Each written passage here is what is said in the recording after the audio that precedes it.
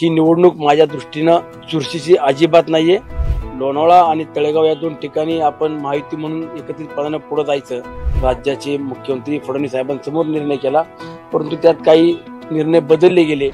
स्थानिक स्वराज्य संस्थांचं बिगुल वाजल्यापासून मावळमधल्या जे तीनही मतदारसंघ आहेत, या तीनही मतदारसंघांमधली राजकीय समीकरणं सातत्याने बदलताना पाहायला मिळतात. अर्थात या सगळ्यामध्ये राष्ट्रवादी काँग्रेस पक्षाकडून सगळी जी जबाबदारी आहे ती अर्थात सुनील अण्णा शेळकेंवरती आहे. माझ्या बरोबर अण्णा स्वतः काय सांगाल अण्णा, तुमच्यावरती जबाबदारी आहे आणि प्रचंड निवडणुका या सगळ्या तीनही मतदारसंघातल्या पाहिलं तर चुरशीच्या होणार आहेत. काय स्ट्रॅटेजी असणार आहे? चुरशीचं असण्याचं कारणच नाहीये. मुळात आम्ही स्थानिक स्वराज्य संस्थेची निवडणूक डोळ्यासमोर ठेवून काम करत असताना किंवा या निवडणुकीमध्ये महायुती म्हणून सामोरे जाताना काही निर्णय घेतले गेले. त्यात तळेगाव नगरपालिका असेल, लोणावळा असेल आणि वडगाव. लोणावळा आणि तळेगाव या दोन ठिकाणी आपण महायुती म्हणून एकत्रितपणाने पुढे जायचं अशा पद्धतीने निर्णय माननीय राज्याचे मुख्यमंत्री फडणवीस साहेबांसमोर निर्णय केला, परंतु त्यात काही निर्णय बदलले गेले. स्थानिक पातळीवरती भारतीय जनता पक्षाच्या नेतेमंडळींनी त्यात बदल केला आणि आज तळेगाव नगरपालिकेमध्ये भारतीय जनता पक्षाचा महायुतीचा उमेदवार म्हणून संतोष दाभाडे पाटलांना आम्ही सर्वजण पाठिंबा देतोय आणि लोणावळ्यात स्वतंत्र राष्ट्रवादी काँग्रेस पक्ष किंवा वडगाव नगरपंचायतमध्ये देखील स्वतंत्र राष्ट्रवादी काँग्रेस पक्ष या निवडणुकीला सामोरे जातोय. ही निवडणूक माझ्या दृष्टीनं चुरशीची अजिबात नाहीये. गेली आम्ही 6 वर्षात जी काही विकास कामं प्रत्येक नगरपालिकेच्या अंतर्गत केली त्या कामांच्या जोरावरती किंवा तो कामांचा अजेंडा घेऊन जनतेपर्यंत पोहोचतोय. सुनील शेळके, राष्ट्रवादी काँग्रेस पक्ष, माझे नेते आदरणीय अजितदादा तालुक्याच्या विकास कामांकरता किती झुकतं माप देत आहेत, कशा पद्धतीने निधी आम्हाला मिळतोय आणि महत्वाकांक्षी प्रकल्प देखील आम्हाला किती आणण्यात यश आलं ही सर्वसामान्य जनता देखील या ठिकाणी पाहतीये.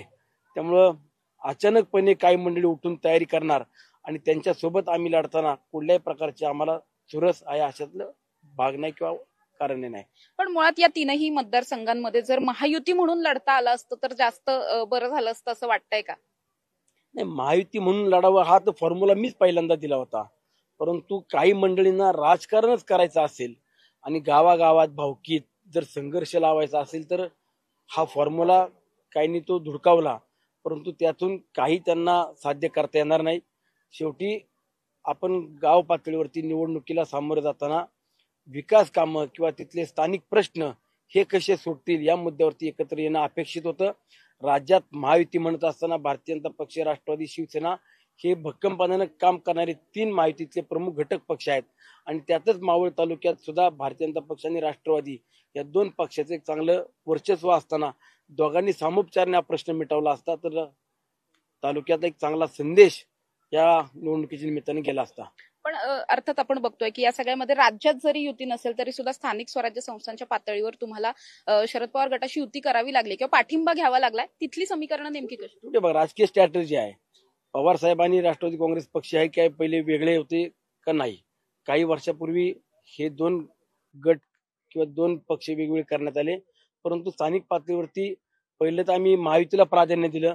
त्या ठिकाणी जिथं युती होती तिथं युती करण्यात आली, पण जिथं युती नाही तिथं मी इतर पक्षांची देखील मदत घेतली आहे आणि आज मला राष्ट्रवादी काँग्रेस पक्ष आदरणीय पवार साहेबांचा मानणारा मोठा वर्ग हा देखील या निवडणुकीमध्ये ताकदीनं माझ्या मागं किंवा पक्षामागं आमच्या उमेदवाराच्या मागे उभा आहे, याचा मला आनंद आहे. तुम्ही तळेगाव मध्ये युती धर्म पाळताना पाहायला मिळत आहे, मात्र दोन्ही इतर जे मतदारसंघ आहेत त्या ठिकाणी पण अशा पद्धतीने कुठे मदत होईल इतर पक्षांना? नाही, मला इथं तळेगावला जर आपण पाहिलं तर आमच्या फॉर्म्युल्याप्रमाणे 11 जागा भारतीय जनता पक्षाला आणि 17 जागा राष्ट्रवादी काँग्रेस पक्षाला द्यायच्या ठरल्या. 11 पैकी आम्ही 10 जागा बिनविरोध त्यांच्या केल्या. 11वी पण होत होती, परंतु ती मी स्वतः थांबवली की बाकीच्या आमच्या 7 जागा ज्या बिनविरोध करत नाही किंवा होत नाहीत, तुम्ही करतोय, येतायत, माघारी होईल, शेवटच्या अर्ध्या तासापर्यंत तुम्ही आम्हाला खेळवत ठेवलं आणि नंतरनं मोबाईल स्विच ऑफ करून गायब झाले. याचा अर्थ तुमच्या मनात काहीतरी वेगळंच सुरू होतं. कोण लोक ते मोबाईल स्विच ऑफ करणारे? ते आता काय आहेत राष्ट्रीय नेते तळेगावमध्ये जे आलेत भाजपचे स्वतः स्वयंघोषित, त्यांनी त्यांची जबाबदारी पूर्ण करायला पाहिजे होती, पण त्यांनी केली नाही. दुर्दैव आहे. पण अर्थात या मतदारसंघामध्ये तुमचे स्वतःचे बंधू सुद्धा आहेत, तुमच्यासाठी निवडणूक किती महत्वाची आहे? माझ्या भावाच्या प्रचाराला मी जायचं कारण नाही. मी प्रत्येकाला हे सांगितलं आणि आपल्याला सुद्धा सांगतो की मी 24 तासातले 16-18 तास काम करतो. निवडणुका डोळ्यासमोर ठेवून कुठलेही आता प्रचाराला जायचं मग मतं मागायची असं करण्याचं कारण माझं राहिलेलंच नाहीये. मी सुनील शेळके तळेगावात काय काम करतो, वडगावला काय करतो, लोणाळ्यात काय करतो किंवा मावळ भागात काय काम करतो हे साध्या वाड्यापाड्यावर राहणाऱ्या जरी माणसानं विचारलं तरी ते सांगतील. आणि तळेगावमध्ये ज्या ठिकाणी माझी राजकीय सुरुवात झाली तिथं तर आज मी काय कामं करतो हे सांगण्याची आवश्यकता नाही. त्यामुळे माझ्या भावाला उमेदवारी मी स्वतः दिलेली नव्हती. तिथल्या स्थानिक लोकांनी सांगितलं की तळेगावातला भौगोलिक दृष्ट्या सगळ्यात मोठा प्रभाग जो आहे तो प्रभाग क्रमांक 8 आहे. मोठी नागरी वस्ती वाढते आणि तिथं स्थानिक तुमच्या घरातलाच कुणीतरी सदस्य म्हणून नगरपालिकेत द्या, आम्हाला काम करायला किंवा आमच्या अडचणी सोडवायला अधिक सोयीस्कर होईल. म्हणून माझ्या भावाला त्या ठिकाणी दिलाय. त्याला तिथलेच लोक निवडून आणतील. मला प्रचाराची पण आवश्यकता नाही. अजितदादांना तुम्ही काही आश्वासन दिलंय, काही विश्वास दिलेला आहे? अजितदादाला शब्द दिला. मी लोणावळा वडगावचे नगराध्यक्ष आपल्या राष्ट्रवादी काँग्रेस पक्ष विचाराचे असतील आणि पंचायत समिती जिल्हा परिषदला 10 पैकी 9 तरी किमान जागा आहे आमच्या पंचायत समितीच्या आणि 5 जिल्हा परिषदेच्या 5 आम्ही निवडून आणणार एवढा विश्वास माझ्या मावळच्या जनतेवरती आहे.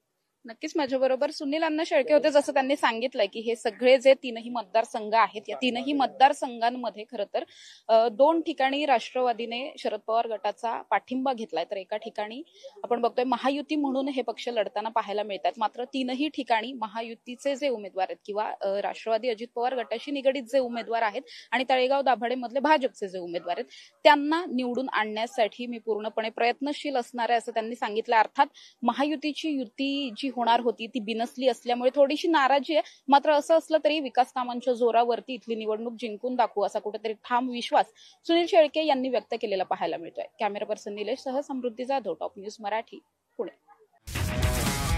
तुमची car, electric panel, data server आगीपासून सुरक्षित आहे का? नाही? मग आजच बसवा F protect temperature activated fire suppression device. यामध्ये आहे eco friendly non toxic pressurised liquid जे आग लागल्यास क्षणार्धात ऍक्टिव्हेट होऊन आगीवरती मिळवते नियंत्रण. बसवण्यास अतिशय सोपे आणि सुटसुटीत. टेकालिपचे एक दर्जेदार उत्पादन एफ प्रोटेक्ट.